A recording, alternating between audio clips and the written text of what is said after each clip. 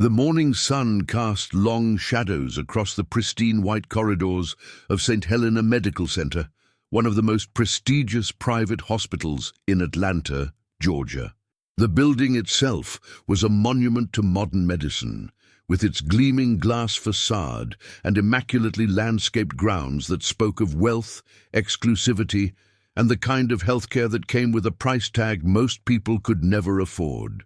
Inside the main lobby, crystal chandeliers hung from vaulted ceilings, and the floors were polished marble that reflected the morning light like mirrors.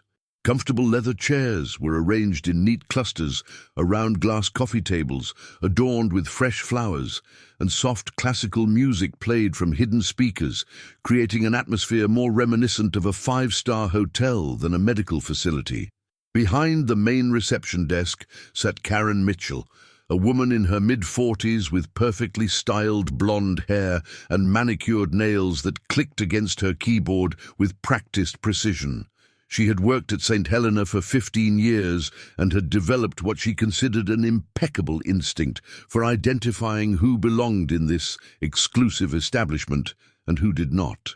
Her colleague, Jennifer Hayes, a younger woman with auburn hair pulled back in a professional ponytail, sat beside her, organizing patient files and occasionally glancing at the entrance with considerably more warmth in her expression. The automatic glass doors slid open and a man walked in. He was African-American, tall and broad-shouldered, dressed in simple blue jeans that showed signs of wear at the knees, a plain grey t-shirt, and a well-worn brown leather jacket. His sneakers were clean but clearly not new, and he carried himself with a quiet dignity that seemed almost out of place given his humble attire. His name was Dr. Marcus Thompson, though nothing about his current appearance suggested his true identity.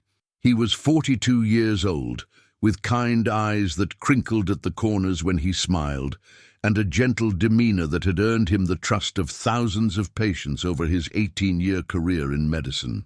But today, he wasn't here as a doctor. He was here as a patient, seeking answers to symptoms that had been troubling him for weeks. Karen looked up from her computer screen, and her expression shifted almost imperceptibly. Her smile, which had been warm and welcoming just moments before when she greeted a well-dressed elderly couple, became tight and forced. Her eyes performed a quick assessment, traveling from his worn sneakers to his simple clothing, and she had already formed her judgment.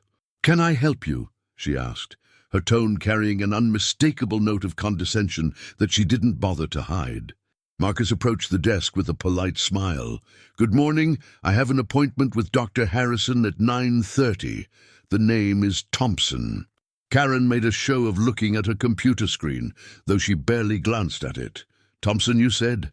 I don't see any Thompson on Dr. Harrison's schedule." "That's strange," Marcus replied calmly. "I made the appointment myself about 2 weeks ago. Perhaps you could check again?" Karen sighed heavily, as if this simple request was an enormous burden. "Sir, our system is very accurate. If your name isn't showing, then you probably made a mistake. Are you sure you have the right hospital? There's a community clinic about 3 miles from here that might be more suitable for your needs." Jennifer looked up from her work, a slight frown creasing her forehead at her colleague's tone, but she remained silent, uncertain whether to intervene. Marcus maintained his composure, though a flicker of something like disappointment crossed his features. "I'm certain this is the right place. Could you perhaps check under Monsieur Thompson? The first initial might have been used instead of my full name." "Look," Karen said, leaning forward slightly and lowering her voice as if sharing a confidence, though her words were clearly audible to anyone nearby. "I don't know how you got in here, but this is a private facility. We have a very exclusive clientele. The patients here are business executives, professionals, people of means. Perhaps you didn't notice the type of cars in our parking lot, but I can assure you this isn't the kind of place where you just walk in off the street." A middle-aged white couple sitting in the waiting area looked up at the exchange, their expressions a mixture of curiosity and discomfort.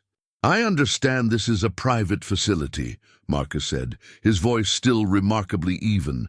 I have insurance, and as I mentioned, I have an appointment.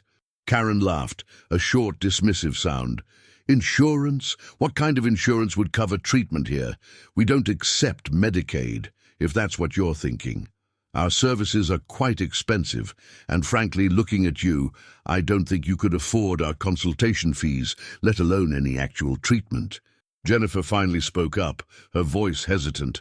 Karen, maybe we should just check the system properly.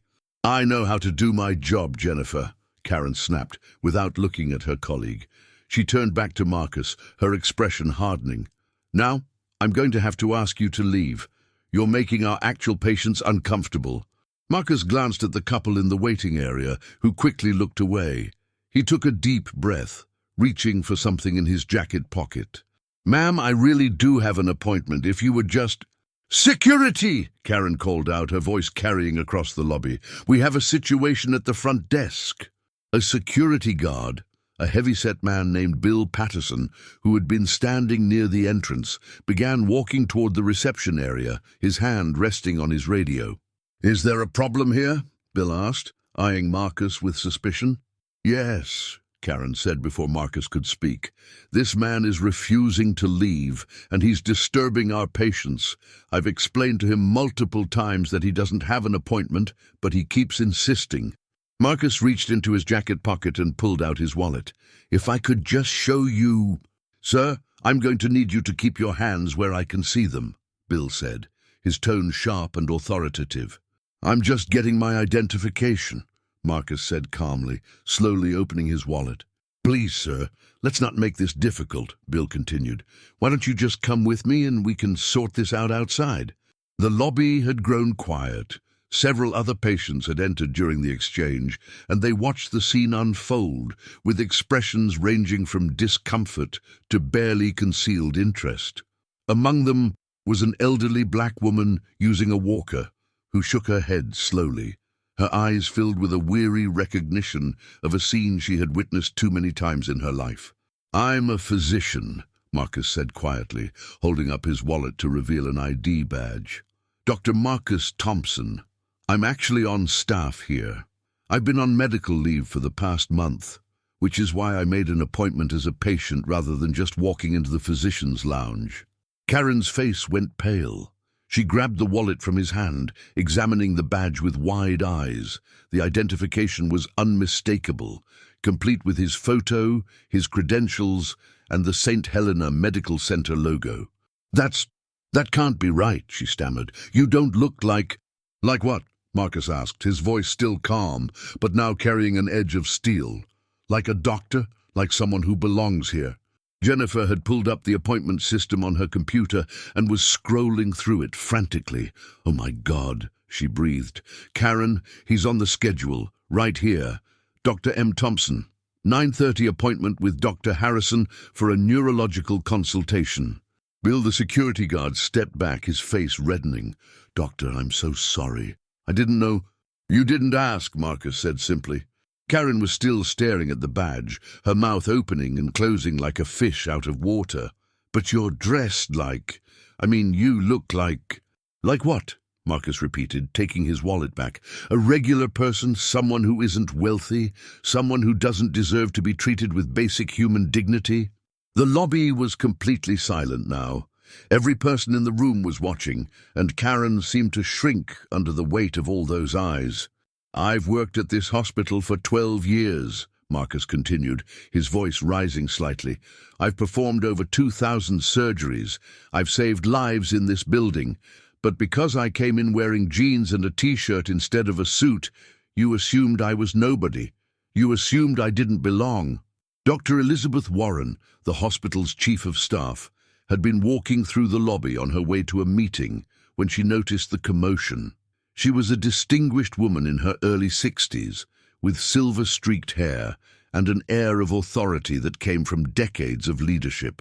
What's going on here? She asked, her sharp eyes taking in the scene, the flustered receptionist, the embarrassed security guard, and Marcus standing at the center of it all. Dr. Warren, Karen said quickly, her voice taking on a pleading quality. There's been a terrible misunderstanding.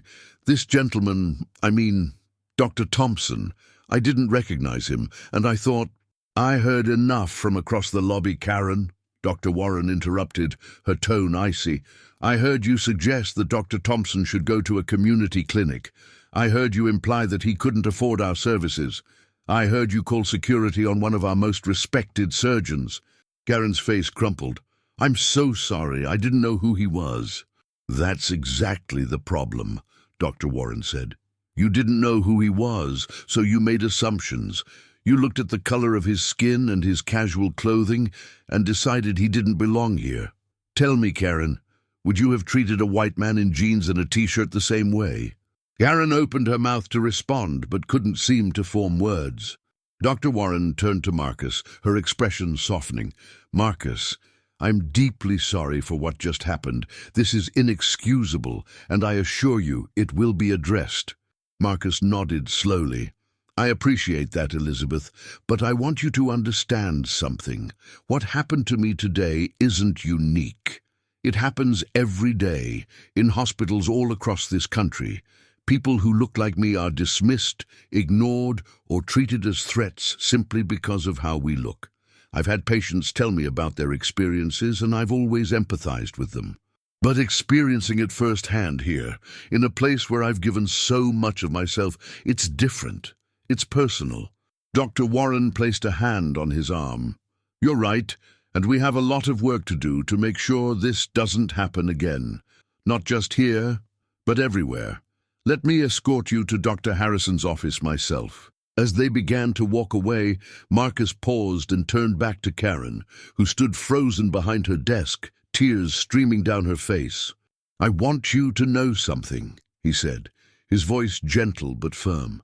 I grew up in one of the poorest neighborhoods in this city.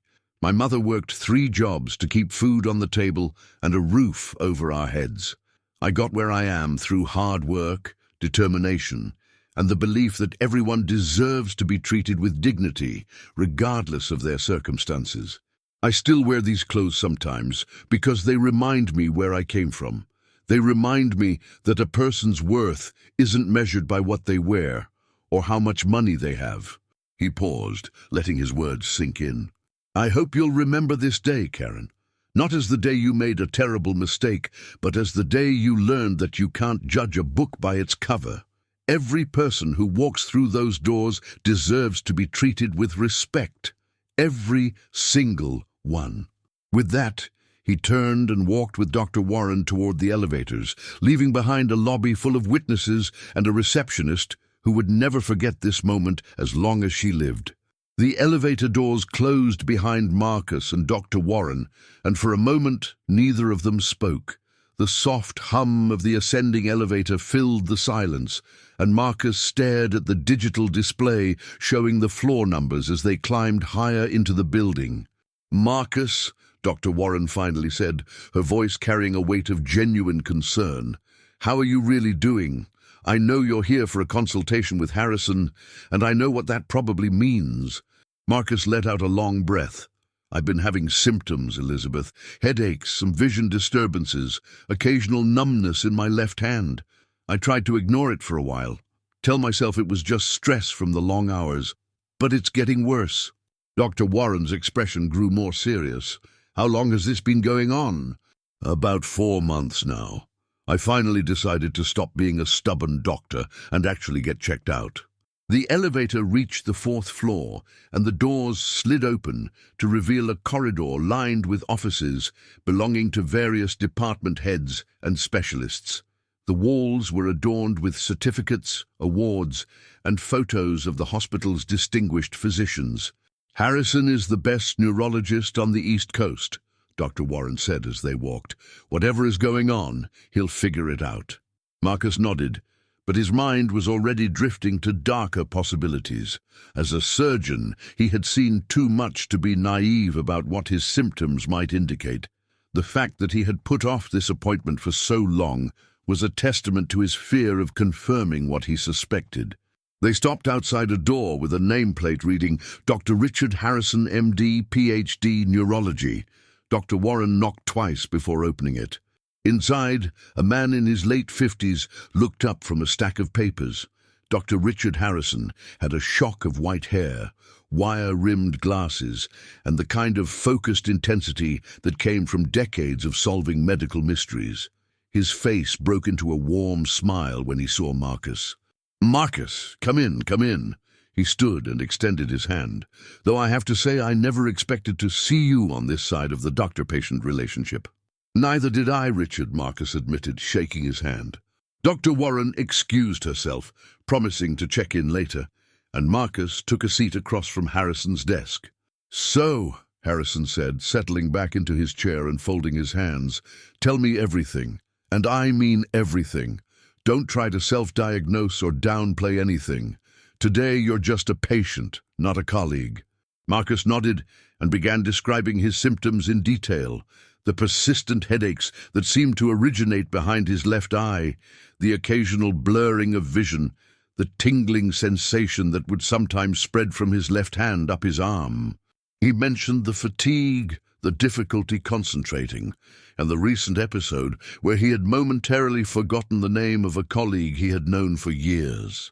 Harrison listened intently, taking notes on a yellow legal pad. When Marcus finished, Harrison was quiet for a long moment. "I'm not going to sugarcoat this, Marcus. Those symptoms concern me. We need to run a full battery of tests, MRI, CT scan, blood work, the whole 9 yards. I want to rule out the obvious possibilities first." "And if it's not something obvious?" Marcus asked, his voice steady, but his eyes betraying his fear. "Then we deal with whatever it is together. You know as well as I do that medicine has come a long way. Whatever we find, we'll face it head-on." Marcus spent the next 3 hours in various examination rooms and imaging centers within the hospital. He underwent an MRI that lasted nearly an hour, lying perfectly still in the claustrophobic tube while the machine whirred and clicked around him. He had a CT scan, multiple blood draws, and a comprehensive neurological examination that tested everything from his reflexes to his cognitive function. Throughout it all, he couldn't help but think about the irony of his situation. He had spent his career on the other side of this equation, delivering diagnoses to anxious patients, offering comfort and treatment plans.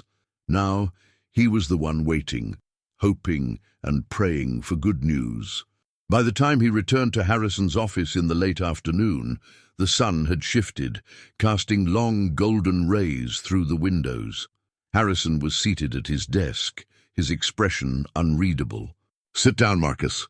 Those 3 words, spoken in that particular tone, sent a chill down Marcus's spine. He had used that same tone himself countless times when he was about to deliver news that would change a patient's life. He sat. Harrison pulled up several images on his computer monitor, turning it so Marcus could see. The scans showed a cross-section of a brain, and even before Harrison spoke, Marcus could see it. A mass, irregular in shape, located in the left frontal lobe. "The MRI shows a tumor," Harrison said quietly. "Based on its appearance and location, I suspect it's a glioblastoma, though we'll need a biopsy to confirm." Marcus stared at the screen, his medical training allowing him to understand every terrible implication of what he was seeing. Glioblastoma was one of the most aggressive forms of brain cancer. The survival rates were measured in months, not years. "How big?" he managed to ask. "Approximately 3 centimeters. It's positioned in an area that explains your symptoms, the headaches, the cognitive issues, the motor function problems in your left hand." "Operable?" Harrison hesitated. "Partially. We can debulk it, remove as much as safely possible. But given its location and infiltrative nature, complete resection isn't feasible. We'd be looking at surgery followed by radiation and chemotherapy." Marcus closed his eyes, absorbing the blow. He had delivered similar news to patients hundreds of times, but nothing could have prepared him for hearing it about himself. "What's the prognosis?" he asked, though he already knew the answer. "With aggressive treatment, median survival is 12 to 15 months. But Marcus, you know that statistics don't define individual outcomes. I've seen patients beat the odds." Marcus nodded slowly, but the numbers echoed in his mind. 12 to 15 months, a year, maybe a little more if he was lucky. "I need some time to process this," he said finally. "Of course. Take all the time you need. And Marcus, I want you to know that whatever you decide about treatment, I'll support you. But don't make any decisions yet. Go home, rest, talk to your family. We'll meet again tomorrow to discuss options." Marcus left the office in a daze. The corridors that had seemed so familiar now felt foreign, as if he were seeing them for the first time. He passed colleagues who smiled and waved, unaware of the bomb that had just been dropped on his life. As he approached the elevator, his phone buzzed. It was a text from his wife, Maya. "How did the appointment go? Call me when you can. Love you." He stared at the message, his thumb hovering over the screen. How was he supposed to tell her? How was he supposed to tell their two children, 16-year-old Jasmine and 13-year-old Devon, that their father might not be around to see them graduate, get married, or start families of their own? The elevator doors opened, and he stepped inside, alone. As the car descended, he caught a glimpse of his reflection in the polished metal doors. He looked the same as he had that morning. The same jeans, the same t-shirt, the same face, but everything had changed. The elevator stopped at the ground floor, and Marcus walked through the lobby, past the reception desk where Karen had humiliated him just hours earlier. She was no longer there, her station now occupied by a different receptionist. He barely noticed. Outside, the evening air was warm and thick with the scent of magnolia blossoms. The parking lot was bathed in the orange glow of the setting sun, and Marcus stood for a moment, just breathing, just existing in this moment that felt both infinite and fleeting. His car, a modest Honda sedan that was another testament to his humble origins, was parked in the far corner of the lot. He walked toward it slowly, each step feeling heavier than the last. As he reached his car, he noticed an elderly woman struggling with several shopping bags near a nearby vehicle. Without thinking, he walked over to help her. "Here, let me get those for you," he said, taking the bags from her hands. The woman looked up at him with surprise, then gratitude. "Oh, thank you, young man. These old bones aren't what they used to be." He loaded the bags into her car, making sure they were secure. The woman watched him with curious eyes. "You look troubled," she said softly. "Is everything all right?" Marcus started to give his usual response, the automatic "I'm fine" that people exchange without thought. But something about this woman's kind eyes and gentle presence made him pause. "I received some difficult news today," he admitted. The woman nodded, as if she understood completely. "Life has a way of testing us when we least expect it. But I've learned something in my 83 years on this earth. It's not the challenges that define us. It's how we face them." She reached out and patted his hand. "Whatever you're going through, remember that you're stronger than you know, and you're not alone. None of us are." Marcus felt something shift inside him. This stranger, this elderly woman he had stopped to help on a whim, had given him something he hadn't realized he needed. A moment of human connection, a reminder that even in the darkest times, there was still kindness in the world. "Thank you," he said, his voice thick with emotion. "You don't know how much I needed to hear that." The woman smiled.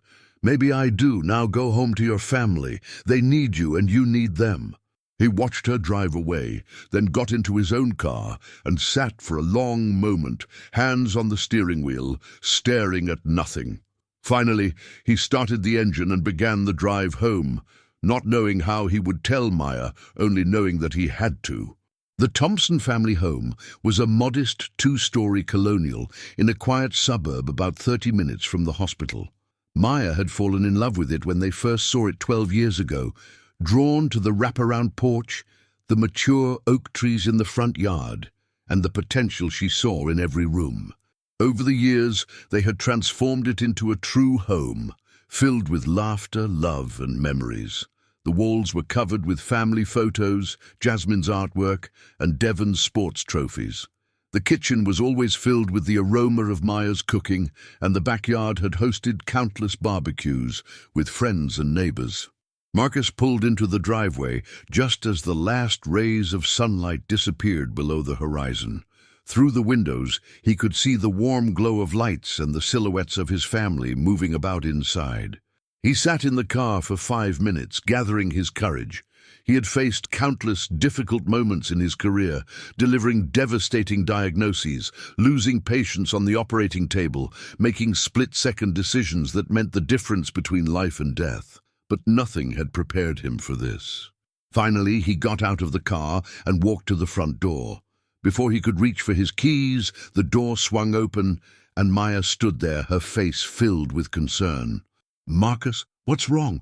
You've been sitting out there forever."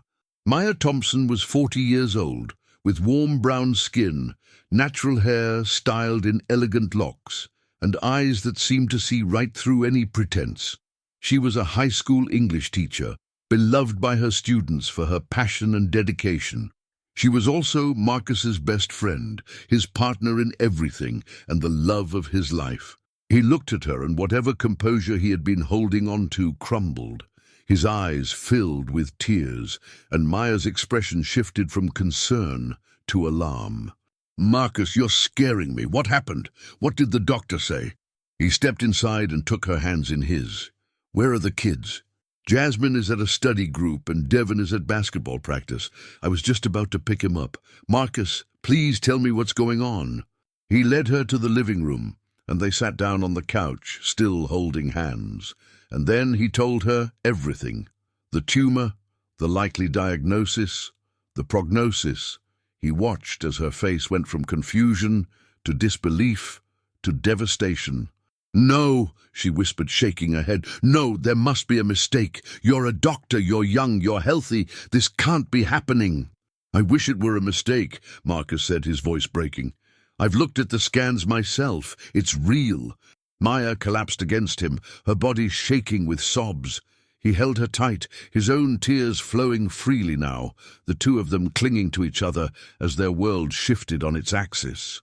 They stayed like that for a long time, crying together, processing the impossible. Finally, Maya pulled back, her face streaked with tears, but her eyes showing a flicker of the strength that had always defined her. "We're going to fight this," she said, her voice fierce.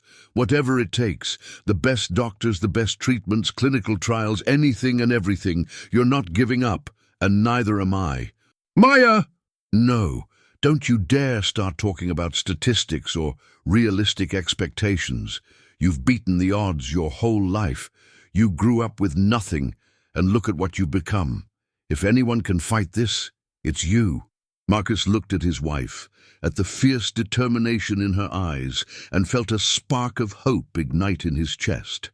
She was right. He had overcome impossible odds before, and he wouldn't face this alone. "We need to tell the kids," he said. Maya nodded, wiping her eyes. "I know, but let's wait until tomorrow. Give us tonight to process this ourselves. Then we'll sit down with them together and explain everything. They deserve to know. They do. And they will. But right now, I need you to hold me. I need to feel like we're still us, still a family, still okay, even if it's just for tonight." So Marcus held her, and they sat in the gathering darkness of their living room, two people facing the unimaginable, drawing strength from each other. Tomorrow would bring difficult conversations, medical consultations, and decisions that would shape whatever time they had left together. But tonight, they simply existed, husband and wife, clinging to the love that had carried them through everything else. Later that evening, after Devon had been picked up and both children were home, the family had dinner together. Marcus and Maya put on brave faces, laughing at Jasmine's stories about her classmates and Devon's excited recap of basketball practice. The children didn't notice anything amiss, or if they did, they attributed their parents' subdued demeanor to ordinary fatigue. After dinner, Marcus stood at the kitchen sink, washing dishes while Maya dried them beside him. Through the window, he could see the stars beginning to appear in the darkening sky. "When I was in that hospital today," he said quietly, "before I knew what was wrong, I had the strangest experience." Maya looked at him, waiting. He told her about Karen, about the receptionist who had assumed he didn't belong, who had called security on him, who had suggested he go to a community clinic because he didn't look like someone who could afford private health care. "Are you serious?" Maya's voice rose with indignation. "After everything you've done for that hospital?" "It was humiliating," Marcus admitted. "But you know what? It was also a reminder of what so many people face every day. People who don't have the badge or the credentials to fall back on. People who are judged and dismissed based on nothing but the color of their skin or the clothes on their back." "I hope she was fired." "I don't know what happened to her. Dr. Warren intervened, and I went on to my appointment. But I've been thinking about it all day, even with everything else going on. That woman's prejudice is a symptom of something much bigger, something I've been insulated from in many ways because of my position." Maya set down the dish she was drying and turned to face him fully.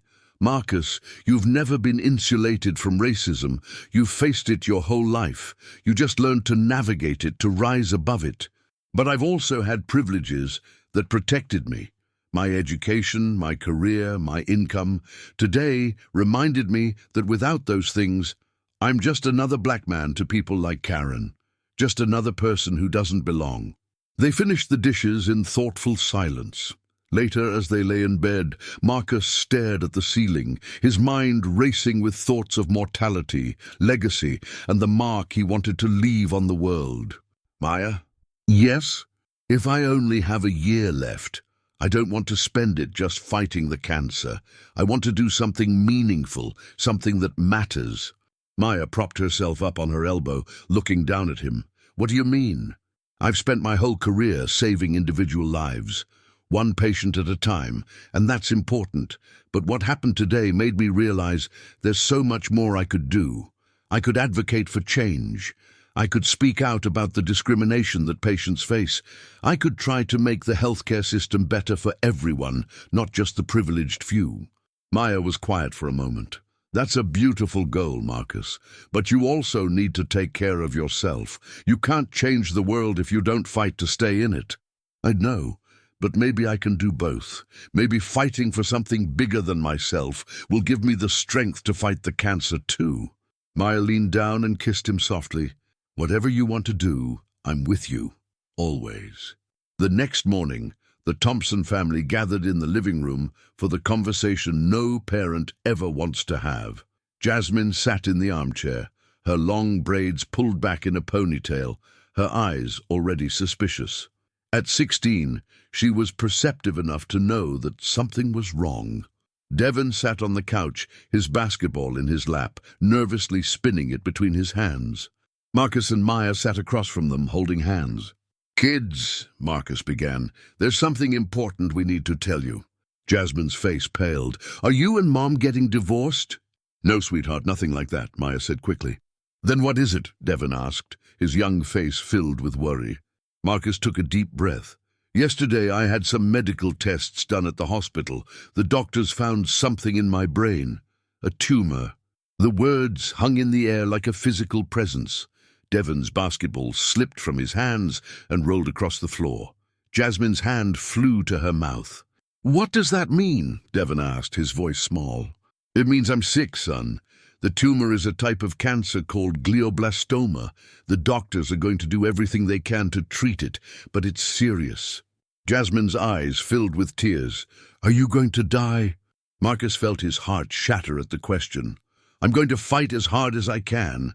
The doctors have a plan for treatment, surgery, radiation, chemotherapy, and there are new treatments being developed all the time. I'm not giving up." "But you could die," Jasmine pressed, her voice cracking. "That's what you're saying, isn't it?" Maya reached out and took Jasmine's hand. "We don't know what's going to happen. None of us know what the future holds. But we're a family, and we're going to face this together. That's what matters." Devon was crying now, silent tears streaming down his face. Marcus moved to sit beside him, pulling his son into a tight embrace. "I know this is scary," Marcus said softly. "It's scary for me too, but I need you to know something. No matter what happens, I am so proud of both of you. You are the best things I've ever done in my life. Being your father has been my greatest joy." Devon clung to him, his body shaking with sobs. Jasmine joined them, and Maya wrapped her arms around all three, holding her family together as they processed this new reality. They spent the rest of the day together, talking, crying, and eventually finding moments of laughter as they shared memories and reassured each other of their love. It wasn't the end of their fear or their grief, but it was the beginning of a new chapter, one where they would face whatever came together. 2 days later, Marcus returned to St. Helena Medical Center, this time for a meeting that had nothing to do with his own medical care. He had requested a meeting with Dr. Warren and the hospital's board of directors to discuss what had happened in the lobby. He entered the boardroom to find a dozen people seated around a long mahogany table. Dr. Warren sat at the head, flanked by hospital administrators, legal counsel, and department heads. Their expressions ranged from uncomfortable to defensive. "Dr. Thompson," Dr. Warren said, gesturing to an empty chair, "thank you for coming. Before we begin, I want to reiterate how sorry we are for what happened. Karen Mitchell has been placed on administrative leave pending a full investigation." Marcus took his seat, looking around the table at faces that suddenly seemed unwilling to meet his gaze. "I appreciate that," he said, "but I didn't ask for this meeting to discuss Karen Mitchell's employment status. I asked for this meeting because what happened to me is symptomatic of a much larger problem, not just at this hospital, but in healthcare as a whole." A man in an expensive suit, someone Marcus recognized as the hospital's CEO, shifted uncomfortably. "Dr. Thompson, I assure you that St. Helena has always been committed to treating all patients with dignity and respect." "With respect, Mr. Collins, that's not what I experienced, and I'm not unique. Studies show that black patients consistently receive lower quality care than white patients, even when controlling for income, education, and insurance status. They're less likely to receive adequate pain management, less likely to be referred for advanced treatments, and more likely to have their concerns dismissed." Dr. Warren nodded slowly. "Marcus is right. This is a documented problem in medicine, and clearly it exists here too." Marcus continued, "I've been a physician at this hospital for 12 years. In that time, I've seen countless examples of bias, some overt, some subtle, patients of color waiting longer to be seen, their symptoms being minimized, assumptions being made about their ability to pay or comply with treatment. I've tried to address it when I've seen it, but I've also been complicit in maintaining a system that allows it to continue." "What exactly are you proposing?" asked a woman Marcus didn't recognize, her tone cautious. "I'm proposing that we do better. Real training on implicit bias for all staff, not a 1-hour seminar, but ongoing, meaningful education. A patient advocate position specifically focused on ensuring equitable treatment. Regular audits of patient outcomes by demographic to identify disparities. Partnerships with underserved communities to build trust and improve access to care." The CEO frowned. "That sounds expensive." "Less expensive than the lawsuits that will come when patients and families realize they've been treated unfairly. Less expensive than the loss of reputation when stories like mine become public. Less expensive than the moral cost of being complicit in a system that devalues human lives based on the color of their skin." The room was silent. Dr. Warren spoke up. "I support everything Dr. Thompson is proposing. In fact, I'd like to go further. I want to establish a task force to address these issues, with Marcus as the chair. He has the credibility, the passion, and the personal experience to lead this effort." Marcus shook his head. "I'm honored. But I should tell you something. The reason I was in the hospital that day wasn't just for a routine checkup. I was diagnosed with a brain tumor, glioblastoma. My time is limited." Gasps around the table. Dr. Warren's face filled with shock and sorrow. "Marcus, I had no idea." "I know. I'm telling you now because I want to be transparent about my limitations. I may not be able to see this through to the end, but I can help get it started. I can use whatever time I have left to make sure that no one else experiences what I experienced in that lobby." and I can train others to continue the work when I'm gone." The CEO, his earlier defensiveness replaced by something approaching respect, leaned forward. "Dr. Thompson, if you're willing to lead this effort even in a limited capacity, we'll support you fully. Whatever resources you need, you'll have them." Marcus looked around the table at the faces of people who, just minutes ago, had seemed ready to minimize and dismiss the problem. Something had shifted. Whether it was his words, his diagnosis, or simply the weight of the moment, they were listening now. "Then let's get to work," he said. "We have a lot to do and not much time to do it." Over the following weeks, Marcus threw himself into two parallel battles: his medical treatment and his advocacy work. The surgery to debulk his tumor was scheduled for 2 weeks after his diagnosis, and he used every moment before then to lay the groundwork for change at St. Helena. He met with patient advocacy groups, listening to stories that echoed his own experience. He consulted with experts on implicit bias and healthcare disparities. He drafted proposals, built coalitions, and began the slow work of changing institutional culture. At home, his family rallied around him. Maya took on more responsibilities, managing their household while maintaining her teaching career and supporting Marcus through his treatment preparations. Jasmine, initially withdrawn and angry, channeled her emotions into research, spending hours learning about glioblastoma and potential treatments. Devon clung closer to his father, wanting to spend every possible moment together. The night before his surgery, Marcus sat on the back porch with Maya, watching the fireflies dance in the darkness. "Are you scared?" Maya asked softly. "Terrified," he admitted. "Not of dying, exactly.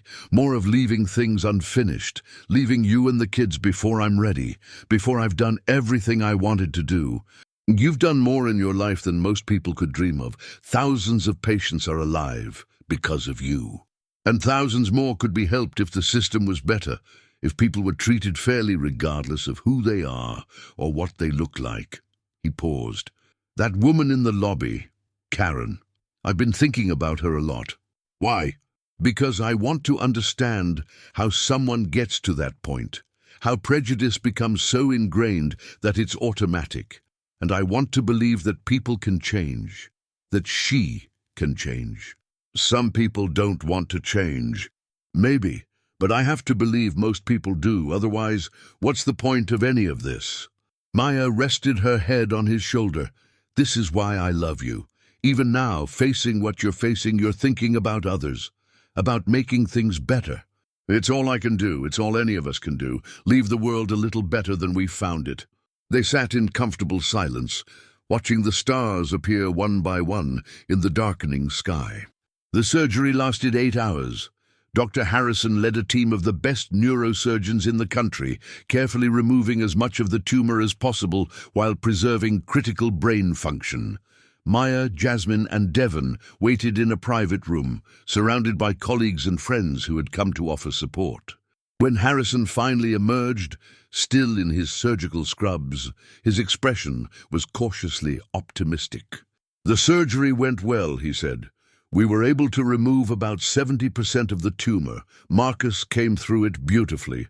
He's in recovery now, and you'll be able to see him soon." Maya burst into tears of relief. Jasmine and Devon hugged each other, their faces bright with hope. "What happens next?" Maya asked. "He'll need to recover from the surgery, which will take several weeks. Then we'll begin radiation and chemotherapy. It's going to be a long road, but Marcus is strong. If anyone can fight this, he can." The recovery was difficult. Marcus struggled with fatigue, nausea, and moments of confusion that frightened him, but he refused to give up, pushing himself to regain his strength, to continue his advocacy work even from his hospital bed. Visitors came in a constant stream. Colleagues, former patients, friends, and family. Among them, surprisingly, was Karen Mitchell. She appeared in his doorway one afternoon, looking nervous and ashamed. Marcus was alone, Maya having stepped out to get coffee. "Dr. Thompson," Karen said quietly, "I don't know if you want to see me, but I had to come. I had to apologize properly." Marcus studied her for a moment. Her face was thinner than he remembered, and her eyes carried a weight that hadn't been there before. "Come in," he said. She approached slowly, as if afraid he might send her away at any moment. "I was fired," she said. "A week after what happened, I deserved it. What I did to you was unforgivable." "Was it?" Karen looked at him confused. "I've thought about you a lot," Marcus continued. "Wondered about your life, your experiences, what led you to make the assumptions you made about me. I don't have any excuse. I was raised to think certain ways about certain people. I never questioned it, I never had to, and then I met you and everything I thought I knew was wrong." "Tell me about your life," Marcus said. "Help me understand." Karen hesitated, then slowly began to speak. She talked about growing up in a small town in rural Georgia, where segregation was still a living memory and prejudice was passed down like a family heirloom. She talked about her parents, good people in many ways, but blind to their own biases. She talked about moving to Atlanta, thinking she was more enlightened, only to discover that she had carried her hometown's attitudes with her like invisible baggage. "After I was fired, I had a lot of time to think," she said. "I started reading, watching documentaries, talking to people I never would have talked to before. I realized how much I didn't know, how much I had refused to see. And now? Now I'm trying to do better. I volunteered at a community health clinic, the kind of place I would have looked down on before. I've met people who changed my perspective. I've heard stories that broke my heart." She paused, tears streaming down her face. "I can't undo what I did to you, but I can try to be better. I can try to make sure I never treat anyone that way again." Marcus was silent for a long moment, considering her words. "Karen, I'm going to tell you something that very few people know. When I was in medical school, one of my professors told me I didn't belong there. He said I was only admitted because of affirmative action, that I would never be a real doctor. For years, that voice lived in my head, making me doubt myself, making me work twice as hard to prove him wrong." "Oh, that's terrible." "It was, but it also motivated me. I became the best surgeon I could be, partly to prove him wrong, but mostly to prove to myself that I belonged. What you said to me that day in the lobby, it brought all those feelings back. It made me feel like that scared medical student all over again." Karen hung her head. "I'm so sorry." "I know you are, and I want you to understand something. I forgive you." She looked up, shock written across her face. "Forgiveness isn't about excusing what you did. It's about freeing myself from the burden of anger, and it's about believing that people can change. You've taken the first steps. Keep walking that path." Karen left the hospital room that day a different person than she had been when she walked in, and Marcus, watching her go, felt a sense of peace that he hadn't expected. The months that followed were a testament to the power of determination and love. Marcus's treatment was grueling, the chemotherapy and radiation taking a toll on his body and spirit. There were dark days when he wondered if it was worth it, when the pain and exhaustion seemed unbearable. But he kept fighting. For Maya, who stood beside him through every terrible moment, for Jasmine and Devon, who needed their father, for the patients and families who would benefit from the changes he was working to create. The task force he had proposed became a reality, meeting weekly to implement reforms at St. Helena. New training programs were developed. A patient advocate position was created. Data collection on patient outcomes by demographic was instituted. Slowly, incrementally, the culture began to shift. Marcus, despite his illness, became the face of the movement. He spoke at conferences, gave interviews, wrote articles that were published in medical journals and mainstream media alike. His story, the story of a black doctor who was judged and dismissed based on his appearance, resonated with people across the country. "I never asked to become a symbol," he told Maya one evening. "I just wanted to do my job, take care of my family, live a good life." "Sometimes life has other plans," Maya replied. "Maybe this is your purpose. Maybe everything you've been through, the good and the bad, was leading to this moment." "Maybe. Or maybe I'm just a stubborn fool who doesn't know when to quit." Maya laughed, a sound that was music to his ears. "That too, but it's one of the things I love most about you." 6 months after his diagnosis, Marcus received news that defied all expectations. His latest scans showed that the tumor had shrunk significantly, far more than anyone had anticipated. Dr. Harrison called it remarkable, though he cautioned that glioblastoma was unpredictable. "We're not out of the woods," Harrison said, "but this is better than we could have hoped for. Whatever you're doing, keep doing it." Marcus knew that medicine alone wasn't responsible for his progress. It was the love of his family, the purpose he had found in his advocacy work, the faith that had sustained him through the darkest moments. It was getting up every day with a reason to fight, a goal beyond mere survival. 1 year after his diagnosis, against all odds, Marcus stood at a podium in the auditorium of St. Helena Medical Center.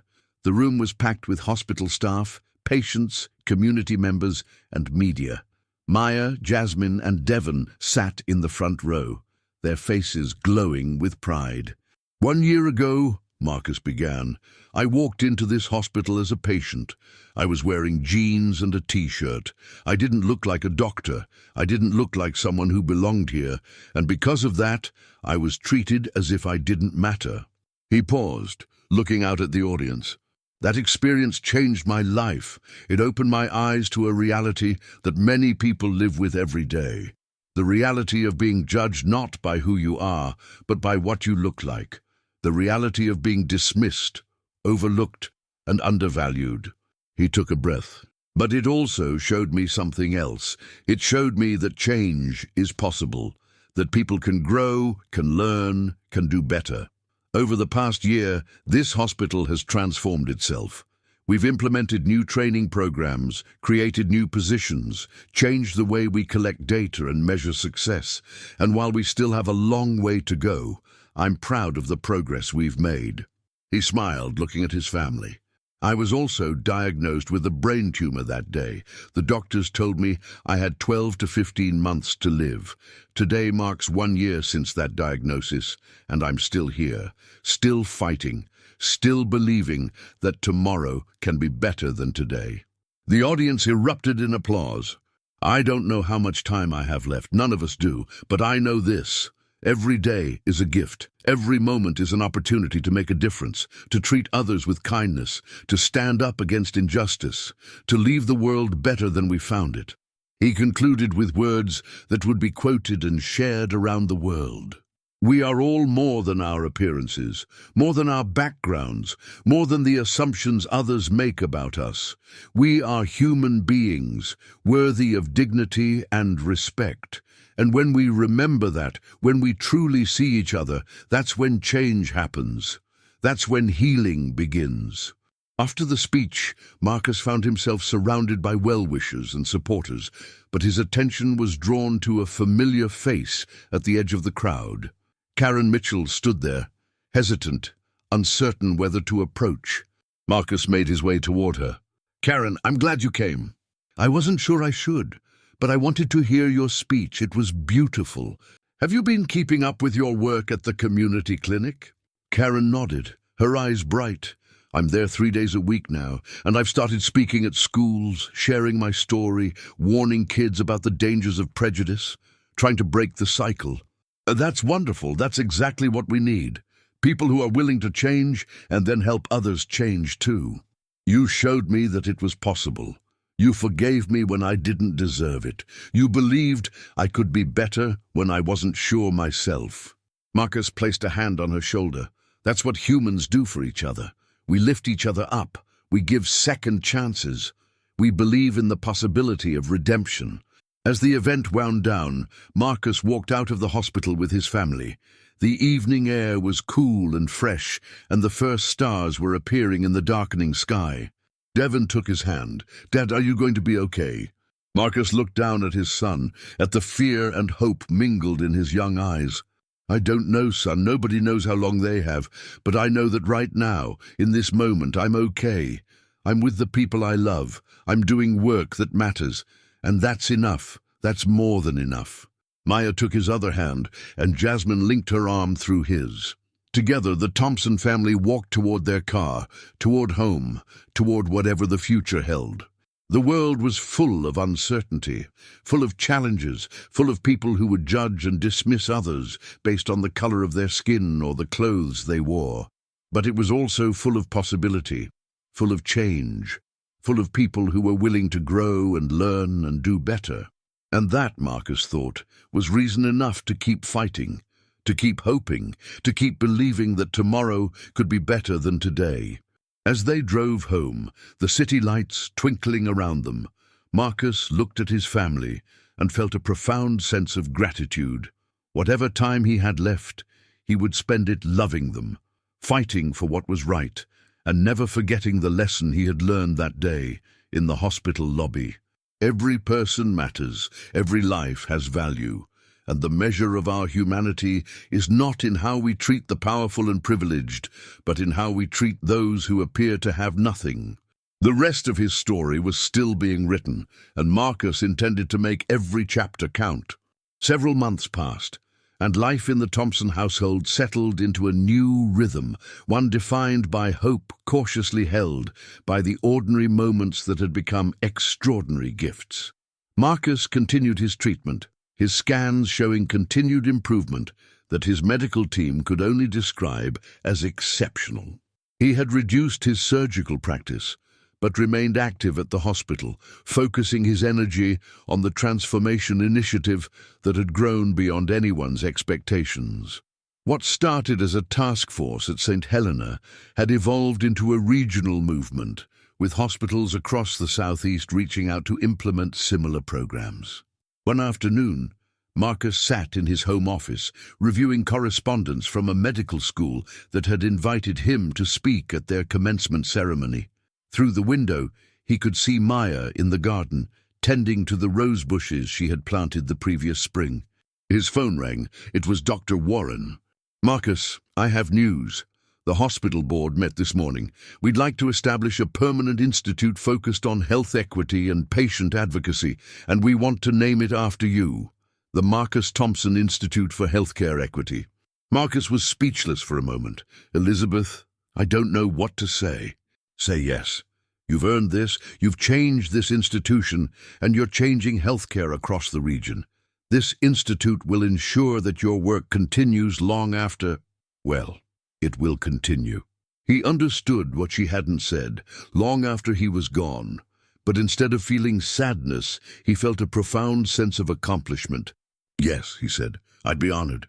When he told Maya about the institute that evening, she wept with a mixture of joy and sorrow. Their children, gathered around the dinner table, listened with wide eyes as their father explained what this meant. "Your legacy will live on," Maya said, reaching across the table to take his hand. "Everything you've worked for, everything you believe in, it will continue." "Our legacy," Marcus corrected. "None of this would be possible without you, without all of you. You've given me reasons to fight, reasons to keep going when I wanted to give up. This institute belongs to all of us."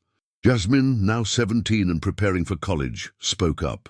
"Dad, I've been thinking about what I want to study. I've decided on pre-med." Marcus looked at his daughter with surprise and pride. "Are you sure? Medicine is a difficult path. I've never wanted to pressure you." "You haven't," Jasmine interrupted, "but watching you this past year, seeing how you've used your skills and your position to help people, to fight for change, I want to do that too. I want to continue what you've started." Devon, now 14 and seemingly taller every day, nodded in agreement. "And I want to be a civil rights lawyer, someone who fights for people who can't fight for themselves." Marcus felt tears prick at his eyes. His children, his beautiful, compassionate children, had absorbed the lessons of his life without him even realizing he was teaching them. "I couldn't be prouder of both of you," he managed to say. "Whatever paths you choose, know that your mother and I will support you every step of the way." The official launch of the Marcus Thompson Institute for Healthcare Equity took place 6 months later, on the 2nd anniversary of Marcus's diagnosis. The event was held in a new wing of St. Helena Medical Center, constructed specifically to house the institute. Dignitaries attended from across the country. Medical professionals, civil rights leaders, politicians, and patients whose lives had been touched by Marcus's work filled the auditorium. Camera crews from national news networks recorded the proceedings.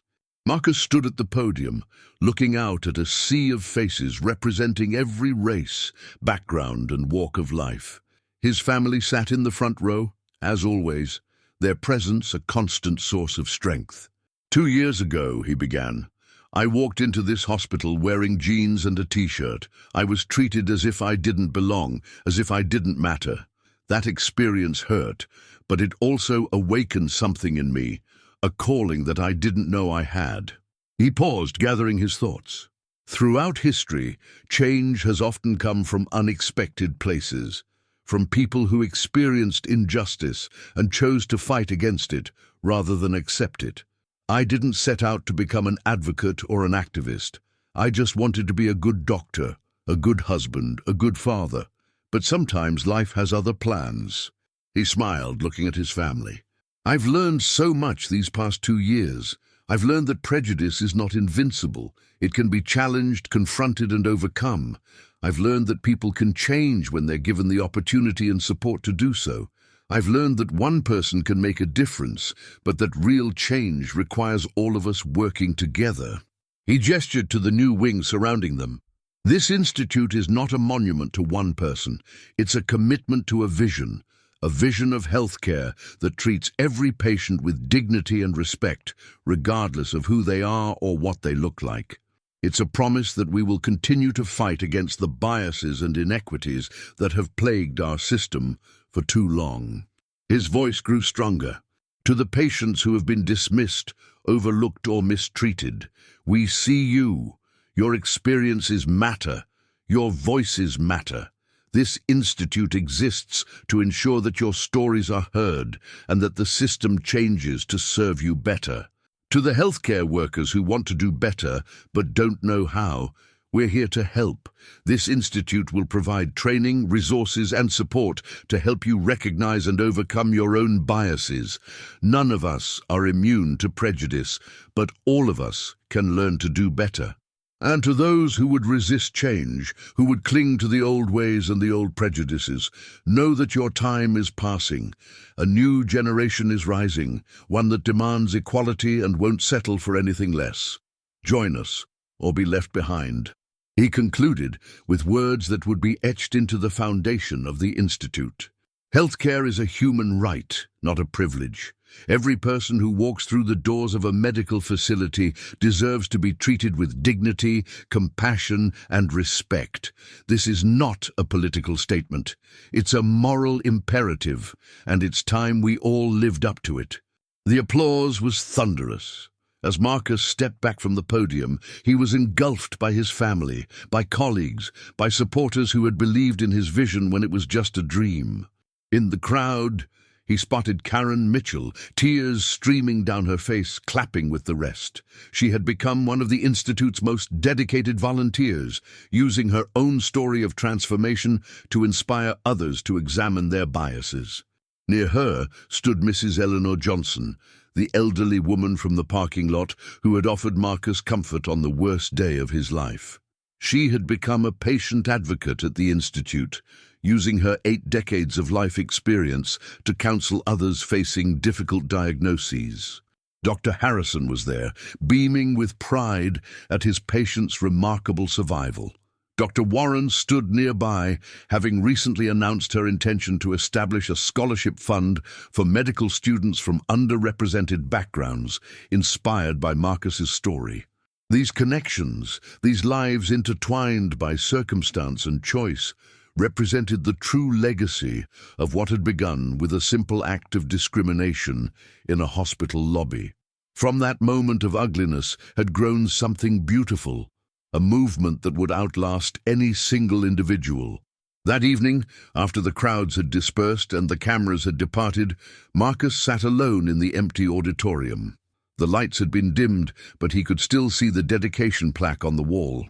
the Marcus Thompson Institute for Healthcare Equity, because every person matters. He thought about the journey that had brought him here, the poverty of his childhood, the struggles of medical school, the years of building a career while navigating the subtle and not-so-subtle racism of his profession, the diagnosis that should have ended everything, and somehow impossibly this. The door opened, and Maya slipped in, finding him in the dim light. "I thought I might find you here," she said, sitting beside him. "Just thinking." "About what?" "About how strange life is, how the worst moments can lead to the best outcomes, how suffering can be transformed into purpose." Maya leaned her head against his shoulder. "You've done something remarkable, Marcus. You've taken the pain of that day and turned it into something that will help millions of people. Not just me, all of us. You, the kids, everyone who believed in this vision. But it started with you, with your willingness to forgive, to see the good in people, to fight for something bigger than yourself." Marcus was quiet for a moment. "I don't know how much time I have left, Maya. The doctors are optimistic, but glioblastoma is unpredictable. Every day could be my last. Every day could be anyone's last. That's always been true. We just don't usually think about it." "I know, but facing mortality has clarified things for me. It's shown me what really matters: love, family, making a difference, leaving the world better than I found it." Maya took his hand in hers. "You've done all of that, Marcus. Whatever happens next, you've done all of that." They sat together in the fading light, two people who had weathered storms that should have destroyed them, yet found themselves stronger for the struggle. The future was uncertain, as it always is, but in this moment there was peace. 3 years after his diagnosis, Marcus Thompson was still alive. His case had become legendary in medical circles, studied and discussed as an example of what was possible when exceptional care met extraordinary will to live.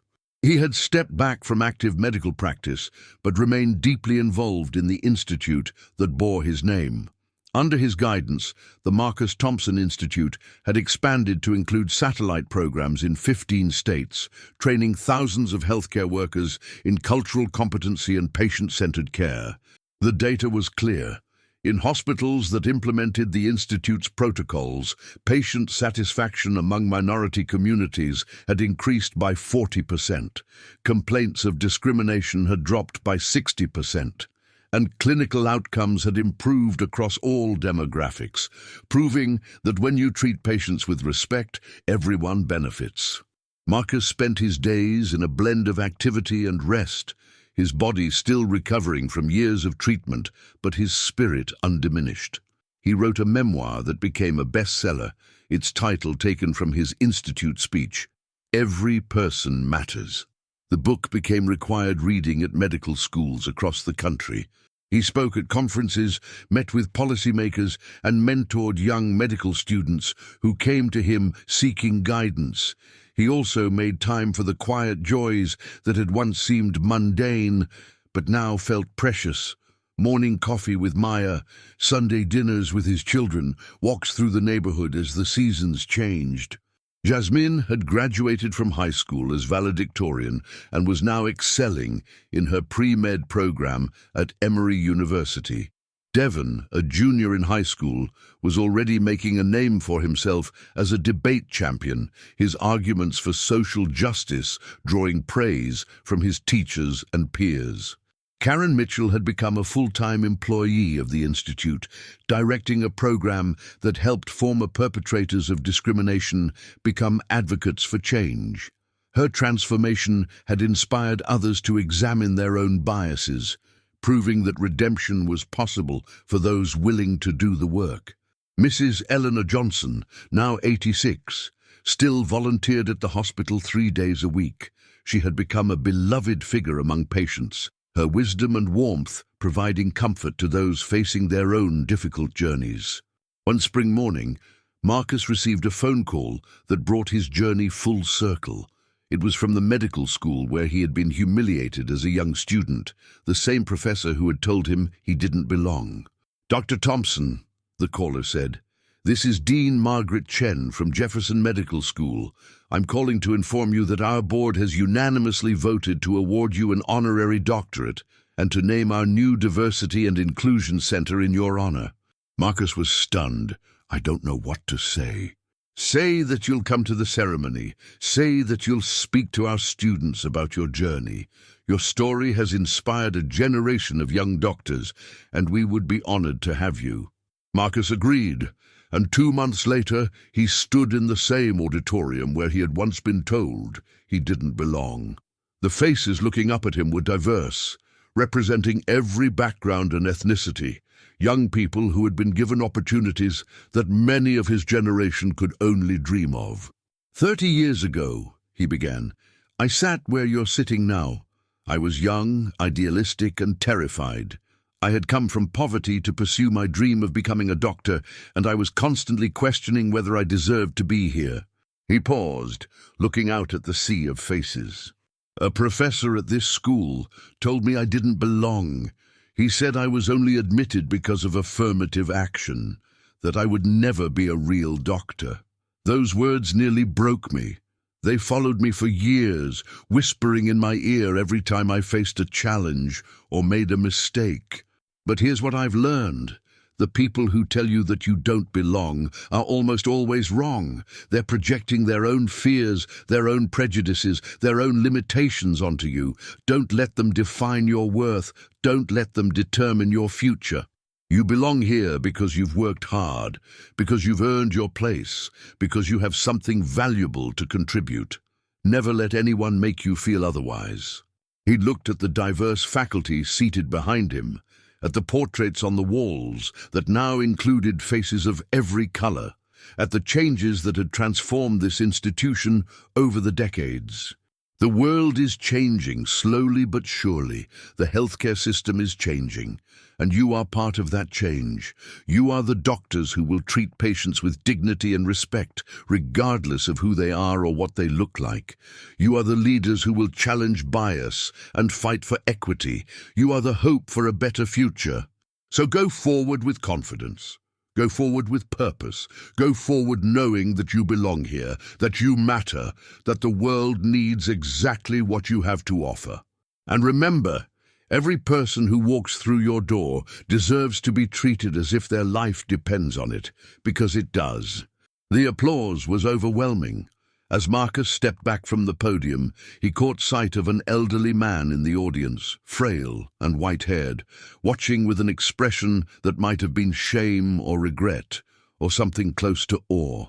It was Professor Harold Whitmore, the man who had told Marcus he didn't belong all those years ago. He had retired long ago, but had made the journey to see this ceremony, to witness the triumph of the student he had once dismissed. After the ceremony, as Marcus mingled with students and faculty, Whitmore approached him, moving slowly with a cane. "Dr. Thompson," he said, his voice thin and wavering, "I don't expect you to remember me." "I remember you, Professor Whitmore." The old man flinched but didn't look away. "I came here today to say something I should have said decades ago. I was wrong. What I told you in that classroom was cruel, ignorant, and completely false. You've become a greater doctor than I ever was, and a better man than I'll ever be. I'm sorry." Marcus looked at this man who had haunted his memories for 30 years. He saw the trembling hands, the clouded eyes, the weight of regret that seemed to bow his shoulders. "I forgave you a long time ago," Marcus said. "I had to. Carrying that anger was only hurting me. But I want you to know that your words did something important. They motivated me to prove you wrong. Every life I've saved, every patient I've helped, every change I've fought for, in a strange way you were part of that. You were the voice I was trying to silence." Whitmore's eyes filled with tears. "That's more grace than I deserve." "Maybe, but it's what I've learned about life. We can't always choose what happens to us, but we can choose how we respond. You helped make me who I am, even though that wasn't your intention. So thank you." He extended his hand, and after a moment of hesitation, Whitmore took it. They stood there, Two men separated by decades and ideology and race, connected by a moment of reconciliation that neither had expected.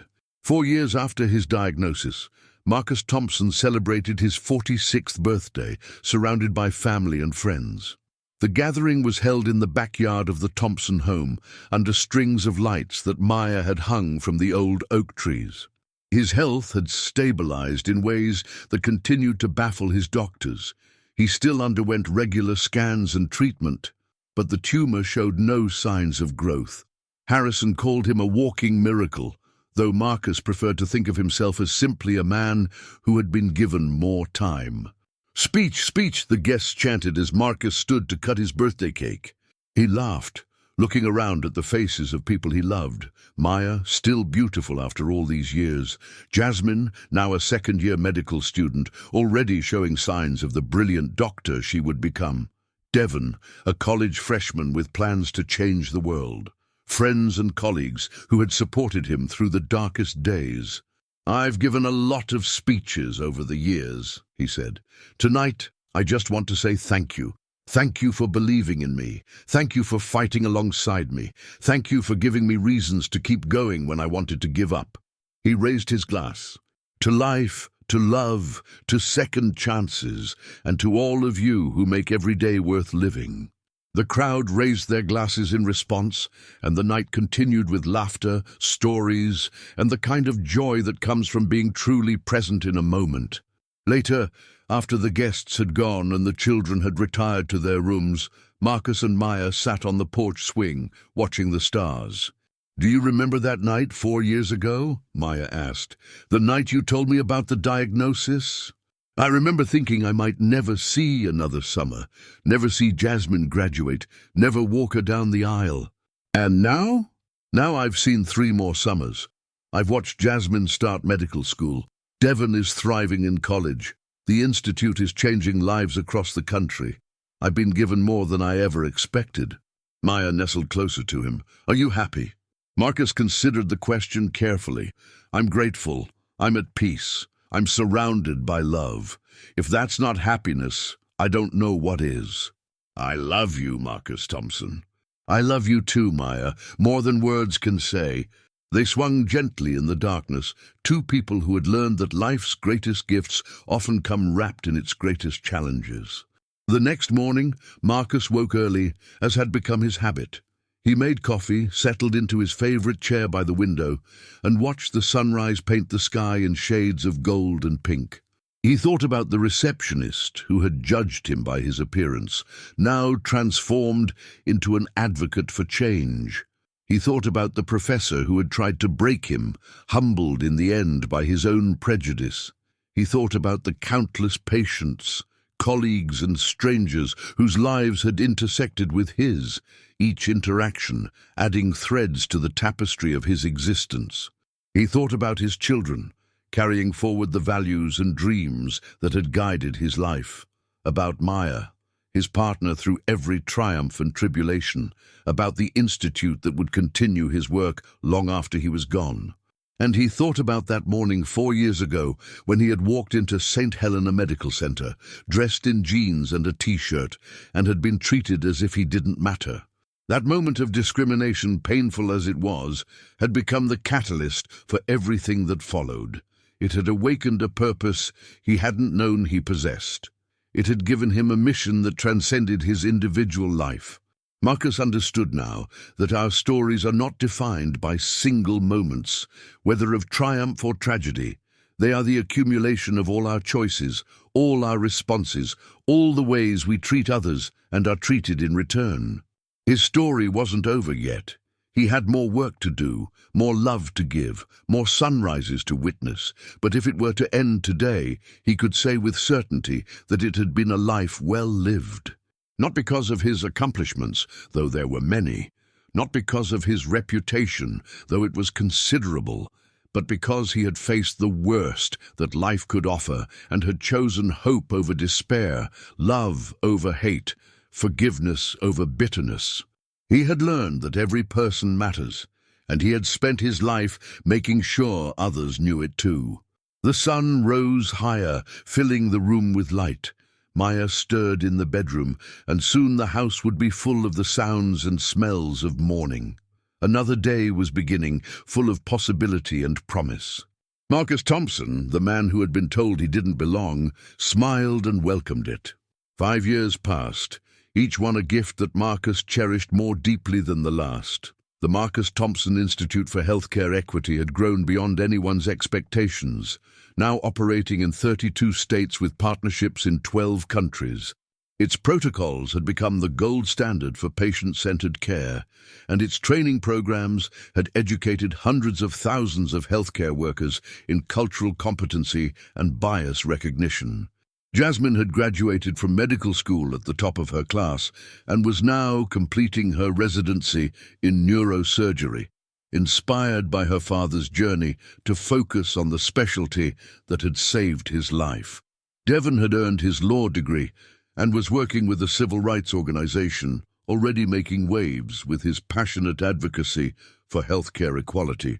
Marcus, now 51 years old, had officially retired from the Institute's daily operations, but remained its spiritual leader and most powerful voice. His tumor, against all odds, remained stable, his case cited in medical journals as evidence of the healing power of purpose and community. On a crisp autumn morning, Marcus received an unexpected invitation. The President of the United States was hosting a ceremony at the White House to honor individuals who had made exceptional contributions to American society. Marcus was among those selected to receive the Presidential Medal of Freedom. "I don't know if I should accept," he told Maya as they sat in their kitchen, the invitation between them on the table. "Why on earth not? You've earned this 100 times over." "It feels too much like a capstone, like an ending. I'm not ready for endings." Maya took his hand. "It's not an ending, Marcus. It's a recognition. A way for the country to say thank you for everything you've done. You should accept." He did. The ceremony was held on a golden November afternoon in the East Room of the White House. Marcus sat among a distinguished group of honorees, scientists, artists, activists, and leaders who had shaped the nation in countless ways. When his turn came, the president spoke about his journey, from poverty to medical school, from surgeon to advocate, from patient to pioneer. The audience, which included some of the most influential people in America, listened with rapt attention. Dr. Marcus Thompson has shown us that adversity can be transformed into opportunity, that personal challenges can become catalysts for systemic change, and that one person's courage can inspire a nation. His work has improved healthcare for millions of Americans and has set a standard for how we treat the most vulnerable members of our society. The medal was placed around his neck, and Marcus stepped forward to speak. He looked out at the assembled dignitaries, at his family seated in the front row, at the portrait of Abraham Lincoln hanging on the wall. "I stand here today not as someone special, but as a representative of everyone who has ever been judged unfairly, dismissed without cause, or told they don't belong. This medal belongs to all of you. It belongs to the patients who have fought for dignity in a system that too often denied it. It belongs to the healthcare workers who are striving every day to do better. It belongs to my wife, my children, my community, and everyone who believed in the possibility of change." He paused, gathering himself. "When I was diagnosed with brain cancer 5 years ago, the doctors gave me a year to live. I'm still here, not because I'm special, but because I had something to live for. I had a purpose that was bigger than my illness, bigger than my fear, bigger than myself. That's my message to America today. Find your purpose. Find what matters to you more than your own comfort, your own success, your own survival. And then pursue it with everything you have. Because when you do that, when you dedicate yourself to something greater than yourself, you become truly alive. And no matter how many days you're given, that life will matter." The applause echoed through the historic room, and Marcus returned to his seat, the weight of the medal around his neck both humbling and empowering. That evening, back at their hotel, the Thompson family gathered to celebrate. Jasmine and Devon had flown in for the ceremony, and the four of them sat together, marveling at the day's events. "Dad, do you remember when I was little and I asked you what you wanted to be when you grew up?" Jasmine asked. Marcus smiled. "I said I wanted to be someone who made a difference." "Well, I'd say you achieved that. We all did. Every person who's part of this movement, every patient who's received better care, every healthcare worker who's learned to see past their biases, they're all making a difference. I just helped start the conversation." Devon raised his glass. "To conversations that change the world." "To family," Maya added. "To second chances," Marcus concluded. They clinked glasses, four people bound by blood and love and shared purpose, celebrating a journey that had begun with discrimination and led to transformation. Later that night, Marcus stood alone on the hotel balcony, looking out over the illuminated monuments of Washington, D.C. The Lincoln Memorial glowed in the distance, a reminder of how far the nation had come and how far it still had to go. He thought about Karen Mitchell, who had sent a congratulatory message earlier that day. She was now running her own non-profit, training companies across the country in diversity and inclusion. Her transformation remained one of his proudest achievements. He thought about Dr. Richard Harrison, his neurologist, who had recently told him that his case would be studied for generations, proof that hope and purpose could influence medical outcomes in ways science was only beginning to understand.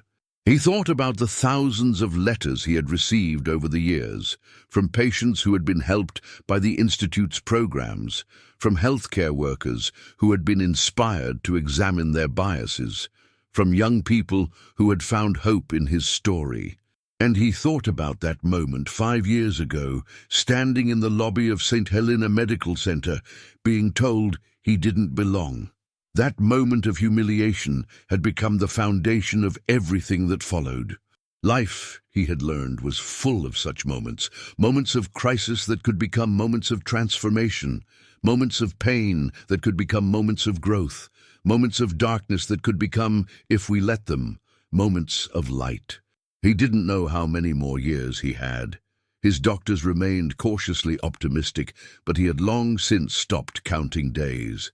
What mattered was not the quantity of time, but its quality, the depth of the connections, the impact of the actions, the love given and received. The next morning, Marcus woke early, as was his habit. He made coffee, settled into a chair by the window, and watched the sun rise over the nation's capital. Another day, another gift, another opportunity to make a difference. He picked up his phone and sent a message to the Institute's current director, suggesting a new initiative they had been discussing. Then he texted Jasmine, asking about her latest research project. Then Devon, inquiring about an upcoming case. The work continued, the love flowed, the story went on. Dr. Marcus Thompson, the man who had been told he didn't belong, smiled and welcomed whatever came next.